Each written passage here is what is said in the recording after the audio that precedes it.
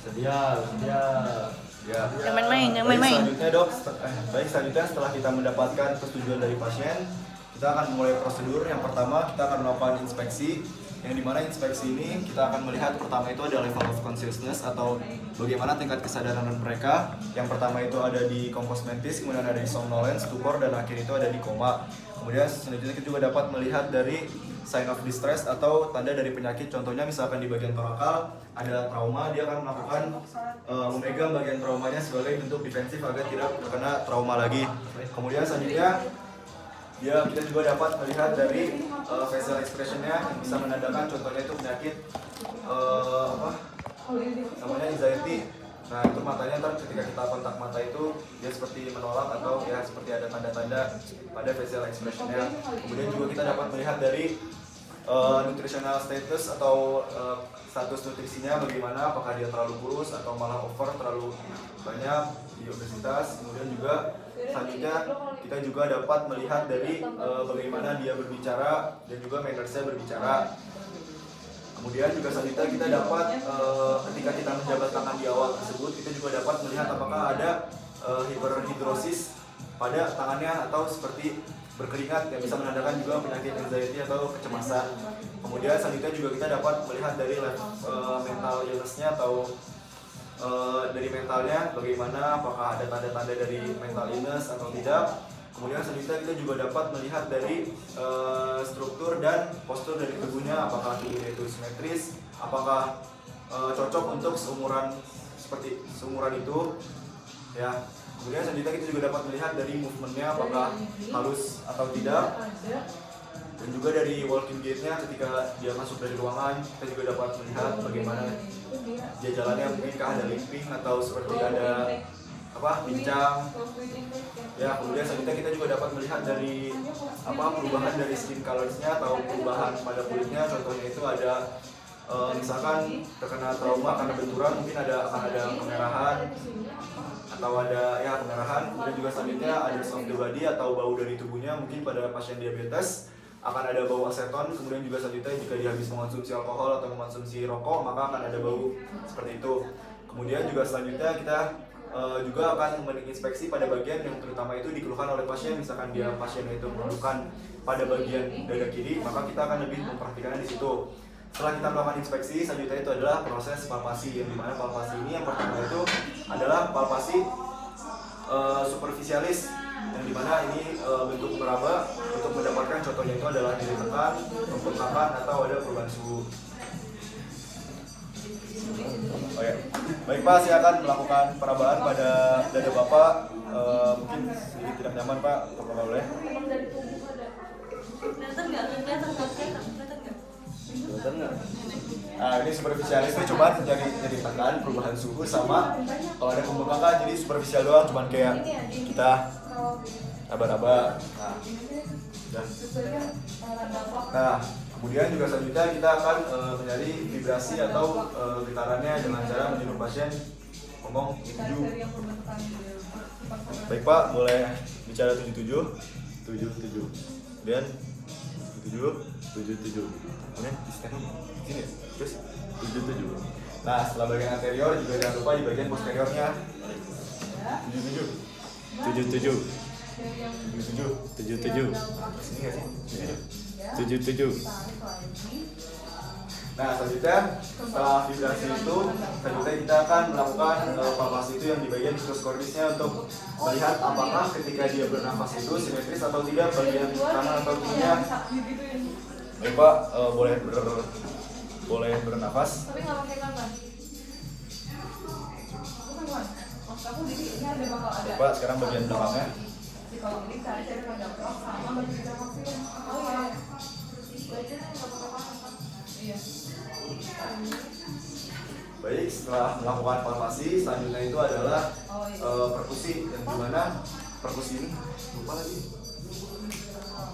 Oh iya, yang dimana perkusi ini dilakukan pada menggunakan interval kita yang bagian atas dengan menggunakan jari tengah dan diletakkan di interkostal pada dada pasien.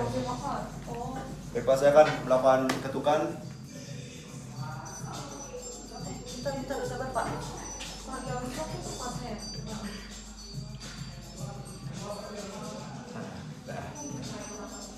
kemarin juga kata dokter Wi, kita harus bilang gimana cara bentuknya pakai intervalam sama di jari tengah itu kemarin kata dokter Wi. Nah selanjutnya setelah kita memperkusi, selanjutnya kita akan menyimpulkan bagaimana suaranya, yang dimana suara normal itu kan sonor dan hipersonor. Nah kita akan mencari resonan atau seperti ada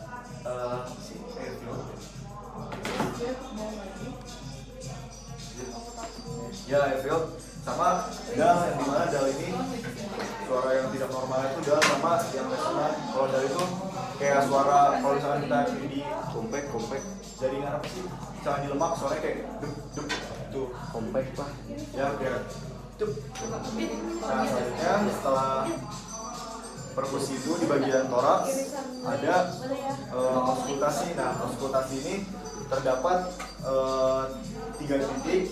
Yang pertama itu untuk heart-nya, kemudian untuk yang bronkialnya yang di bagian manubrium sternum, dan yang ketiga itu yang di bagian vesikularnya atau dia itu dari supraklavikula sampai dari ujung iga buat nyarinya pakai stetoskop. Empat apa aja?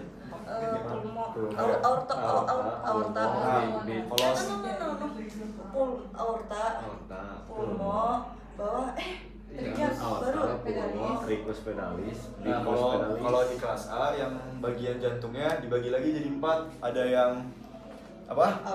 Aorta, pulmo, aorta kanan, aorta, pulmo, baru ini. aorta sini. Di ini. Ini kan di tengah. Iya di ininya. Ini kan sternum. Di sebelah Di empat sternumnya. Iya, di sini kan? Di sini apa di sini? Itu di sternum. Sini apa di sini aja? Di sternum, ini kan sternum nih. Oh. Ini aorta, Iya. ini pulmo, baru yang dua yang di Ya, sini. jadi di sini ya ini kan sternum. Sternum. Kalau sininya itu aorta. Di sini pulmo. Kalau di sini tricus pedalis. Nah, di sini tricus pedalis, di sini tricus pedalis. Nah, ntar kalau didengarin yang di tricus ini paling besar suaranya kayak dup tuh. Nah, itu yang untuk suara jantung. Kemudian untuk suara bronkial yaitu letaknya ada di manubrium sternum atau ada yang di badan sternumnya yang di tengah. Nah, kalau yang di tengah itu Bronki itu respirasi. nah itulah. Nah yang didengar suaranya bukan yang dep-depnya atau suaranya itu suara Nafas. suara airnya, suara udaranya. Ntar kedengeran gitu kayak nah selanjutnya itu suara vesikularis. Itu bisa dari supraklavikula sampai bawah iga. Nah kemarin nyoba-nyoba dapetnya tapi pakai litban doang. Soalnya susah, jadi suaranya dipakai di sini. Ada ya kak? Di sini nanti suaranya juga suara udara itu, suara nafas juga. Itu suara alveolus, cenah. Ya. Nah, selanjutnya setelah kita selesai melakukan semua prosedur baik dari inspeksi, palpasi perkusi dan auskultasi, kita akan menyimpulkan hasilnya dan memberitahukan kepada pasien bagaimana hasilnya, apakah itu normal dan abnormal. Kemudian selanjutnya juga setelah kita melakukan prosedur, kita harus memastikan kehigienisan kita dengan cara mencuci tangan dengan 7 step untuk menjaga kehigienisan kita kembali. Kemudian setelah kita selesai, kita akan memberitahukan kepada pasien bahwa prosedur sudah selesai dan jangan lupa menyapanya dan berterima kasih. Baik Pak Fabian, untuk pemeriksaan pada hari ini sudah selesai. Terima kasih sudah mengizinkan saya memeriksa Bapak. Selamat malam. Malam, Pak. Pelukan. Ini tolongnya aja. Terus Ada yang beda nggak? bisa Kita kasih membahas yang ini ya. Gaskan. Kalau di kelas itu pertama kita yang bedanya aja ya. Kalau di kelas itu untuk pemeriksaan yang belakang itu bisa mungkin si pasien itu dua kali, jadi kita jalan depan belakang dan balik lagi depan lagi belakang lagi. Kalau depan kita pada saat saya depan, nanti baru habis itu belakangnya. Jadi bisa memeriksa palpasi di torakal yang kabitus sama yang elpasi yang depannya dulu selesai 7 depan, 7 depan, terus elpasi depan. Terus itu baru kita minta pasiennya untuk berbalik gitu, jadi jangan memeriksanya depan belakang gitu pertama. Terus Esko maaf. kalau di kita tuh perkusi kan sebenarnya kita nyari batas-batas organ kan. Esko Sabar. Mau mau dicatat. Eska Sabar, mohon sabar, maaf. sabar. Ya, mau itu record dulu ya. Jangan Sebentar. catat. Dari awal, sabar, Dari sabar. awal. Dari awal nih. Mau Windows, ini Bang. Ulang lagi nih. Sebentar Eska. Windows. Nah, sabar Bu nih. Gimana Windows Alt? R. R. Mana aja? Enggak ya? Udah? Apa ini aja dari iPad? Iya benar. Udah deh. Udah nih. Dah. Boleh Eska. Silakan dimulai. Boleh Start. ulang lagi ya Eska. Maaf. Oke, jadi tadi yang pertama bedanya itu depan belakang. Kalau di kelasnya tuh sebisa mungkin kalau misalkan pemeriksaan depan itu depan dulu selesaikan semua, baru habis itu pemeriksaan balik ke belakangnya. Jangan disuruh pasiennya bolak-balik. Terus yang kedua, kalau di kita itu perkusi itu kan kita sebenarnya mau mencari batas-batas organ. Kalau di kanan itu kan kita expect kita ketemunya sonor kan suaranya, karena di kanan itu paru-paru isinya. Makanya ketika kita perkusi di kanan itu ya kita berharapnya sonor aja sampai menemukan bunyi dal, berarti itu liver ya, dari liver. Jadi yang batas sonor semua itu berarti tandanya di situ paru-paru. Jadi kita bisa mengetahui ada atau enggak perbesaran organ dari perkusi itu. Nah kalau di kiri itu kita berarti kan expectnya di atas tuh masih paru-paru, sonor sampai ketemu dal, berarti itu jantung, itu batas atas jantung. Terus abis itu kita coba lagi dari bawah kan sonor sampai ketemu dal, berarti itu batas bawah jantung atau ictus cordis. Nah ictus cordis itu kalau di kelas kita tuh ditekenin, jadi dia tuh batas apa dia namanya apex. Pokoknya si ictus cordis itu adalah bagian dari jantung yang paling dekat ke dinding dada. Ujung jantung nggak sih ictus cordis? Ya. Ulang. Iya nggak sih? Ujung jantung kan? Lanjut. Lanjut dulu ya.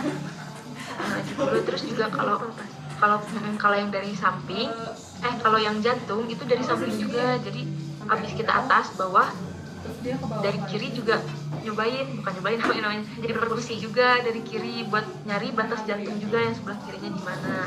Terus selain itu perkusi juga kalau di kelas kita tuh diusahakan tuh di tengah. Jadi kan kita punya garis nih di tengah-tengah sternum. Terus garis juga di aksila kan. Nah untuk perkusi itu kita mulainya atau mainnya itu di tengah-tengah di antara sternum sama aksila, di tengah-tengah situ. Jadi di antara ictus cordis yang di tengah situ ictus cordis di antara interkostal, satu-satu terus sampai bawah gitu. Terus abis itu kalau di kita untuk auskultasi toraks itu kita boleh yang jantungnya ya boleh di ICS 5 aja, di ictus cordis 5, karena kita belum bisa tahu gitu letak si katupnya tuh exactly-nya di mana, seperti itu. Terus juga